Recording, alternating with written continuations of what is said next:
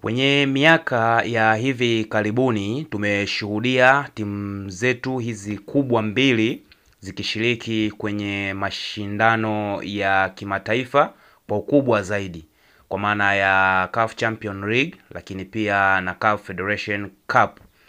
Sasa tukirudi nyuma kidogo, tuanzie miaka ya 2020 mpaka hapa tulipo.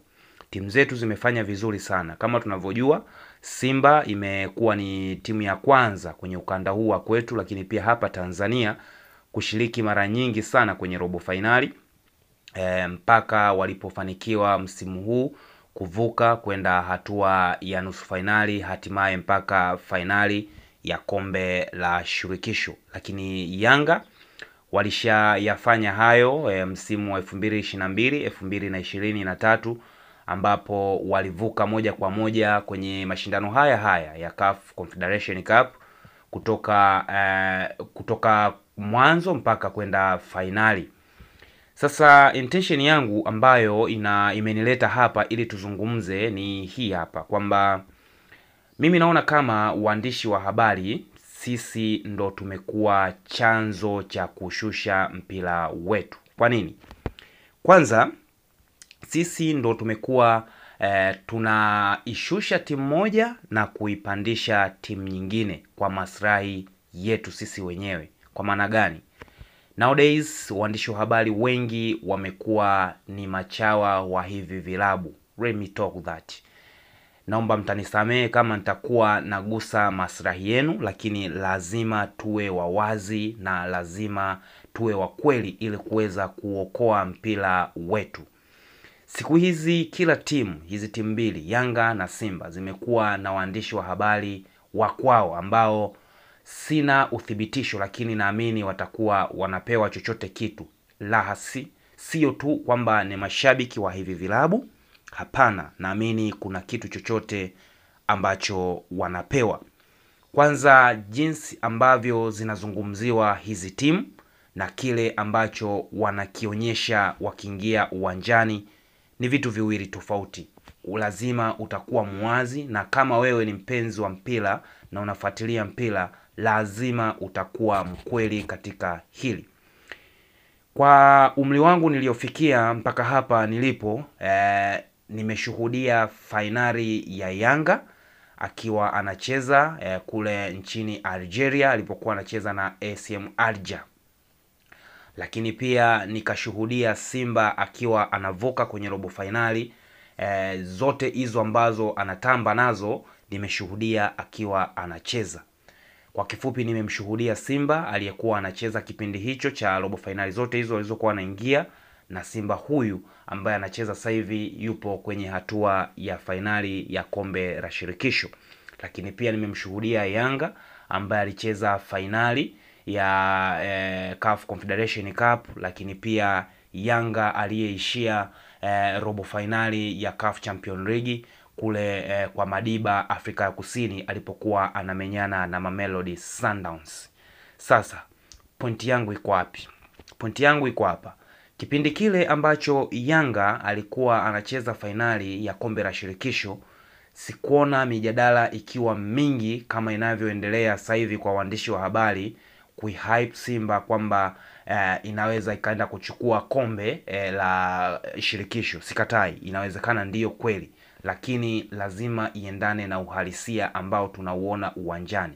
Ifike hatua waandishi wa habari tuache unafiki, tuache uchawa, tuongee ukweli ili kuweza kuiponya hii klabu, au tuache kumfariji mgonjwa kwa kwamba atapona, wakati tunajua kabisa mgonjwa ni nchecheme, anaweza akafa muda wowote, lakini kutokana na kudra za Mwenyezi Mungu ndio maana anaishi. Kwa mimi niwe muwazi kabisa, Simba ninayoiona sasa hivi inayocheza kwenye hili kombe na Simba ambao nilikuwa naishuhudia kipindi cha robo finali zake zile zote ambazo walikuwa navuka, ni Simba mbili tofauti, tena ardhi na mbingu.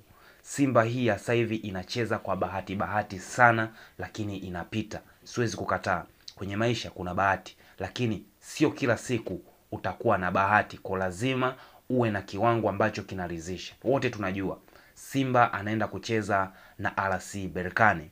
ambaye ni bingwa wa Morocco, alishapata ubingwa kabla ya mechi 10, mechi 10 ambazo yupo kwenye hiyo ligi alishawekwa bingwa. Unapozungumzia Morocco unazungumzia ni nchi ambayo kuna Wydad Casablanca, kuna Raja Casablanca, kuna CS Rabat, FFC Rabat, lakini ndo huyo kuna RC Berkane. Sasa huyu katikati ya hiyo miamba alishakuwa bingwa kabla ya mechi 10 kabisa.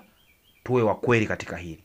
Huyu si kwa fruku, wala huyu si kwamba labda amebahatisha kwamba kuwa bingwa au kucheza vile anavyocheza. Ni ubora alionao. So tunapomzungumzia Simba kwamba anaweza kaenda kuwa bingwa wa haya mashindano, lakini tumwangalie na mpinzani wake ambaye anaenda kupigana naye.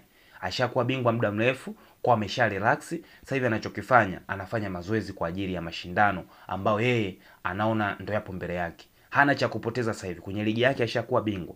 Kilichobakia ni haya mashindano ya CAF Confederation Cup, ambapo ni heshima kubwa kama atachukua tena huu ubingwa, kwa maana yeye ndo anayoshikilia. Alishachukua ubingwa, alishafika finali akacheza na Zamalek, Zamalek akachukua ubingwa. Kwa mimi naamini sasa hivi na wenyewe wanachokionea ni kwamba ni kuchukua huu ubingwa ili kuendelea kujiweka kwenye ramani ya Afrika.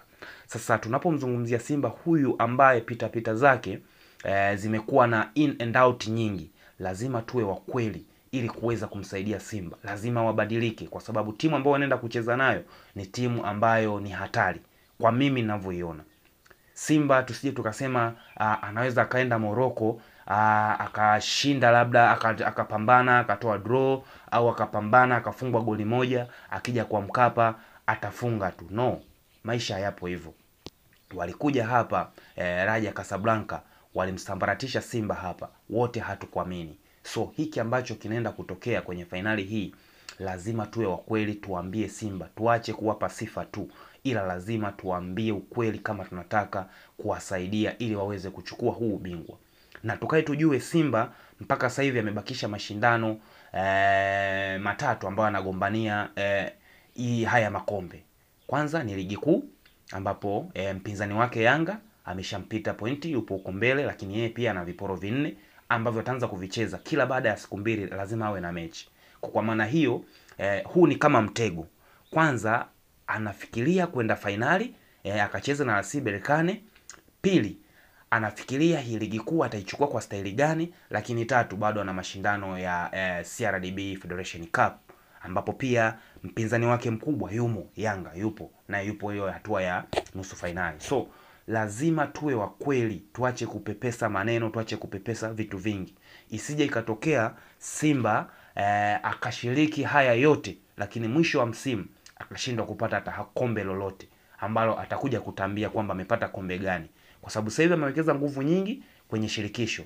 Huku kwenye shirikisho anajua kabisa anaenda kucheza naye aishakuwa bingwa muda mrefu kwenye ligi yake, kwa anachofikiria naye ni kombe hili. Kwa mimi siamini kama RC Berkane, kwa Simba hii ninayoiona mimi, Simba hii ninayoiona ya msimu huu ni mbovu.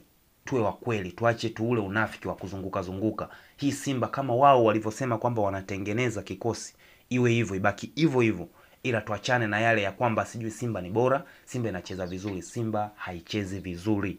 Simba bado haiko vizuri. Sio kama ile Simba ambayo tumeizoea ya miaka 5 nyuma. Sio hii ambayo ile ilikuwa ina force kupata matokeo, lakini hii bado sana. Ni wachezaji wachache ambao wanaamua mechi, lakini sio timu nzima. Unapomzungumzia Elimpanzu na unapomzungumzia golikipa Kamara, hawa ndo wachezaji ambao unaweza ukaongea chochote ambacho unaweza ukakisema, lakini ndo wakombozi wa Simba. Hawa ndo wanaiokoa timu. Sasa endapo timu pinzani ikalisoma hili na ikawabana vizuri, basi tutegemee kuona maajabu mengine. Kwa mimi swala langu ni kwamba inapofikia hatua ya timu zetu kufanya vizuri, mimi sioni haja ya kumshusha mmoja kumpandisha mwingine. Ni bora ukaenda na mwingine, lakini huku ukampandisha mwingine, huku usimshushe mwingine. Mimi naamini timu zetu zote ni bora. Hata Yanga alivyokuwa anaenda kucheza fainali hii ya CAF Confederation Cup, ubora wake ulikuwa umeshaanza kuonekana toka mwanzo. Ni kwamba alikuwa tu anafungwa, lakini alikuwa ni bora uwanjani.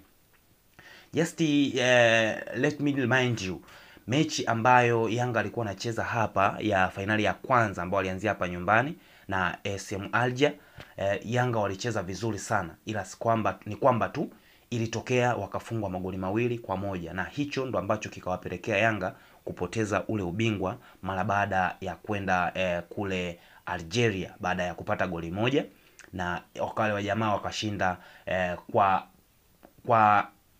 tunaweza kusema kwa faida ya goli la ugenini. Sasa lazima tuwe wa kweli ili kuweza kuisaidia Simba. Kama tu tunataka kuisaidia iweze kuchukua hili kombe, lazima wabadilike, waingie kwenye viwanja vya mazoezi, wacheze timu, sio kumtegemea mchezaji mmoja mmoja. Hii itakuja kwa kosti, na waandishi wote wa habari lazima tuwe wa kweli, tuache unafiki.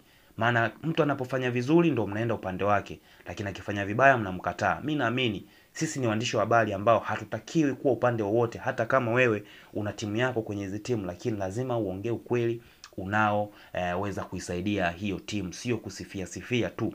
Mwisho wa siku yatakuja kutokea mambo hapa, tutakuja kukataana, afu mwisho wa siku aibu itarudi kwa timu yenyewe.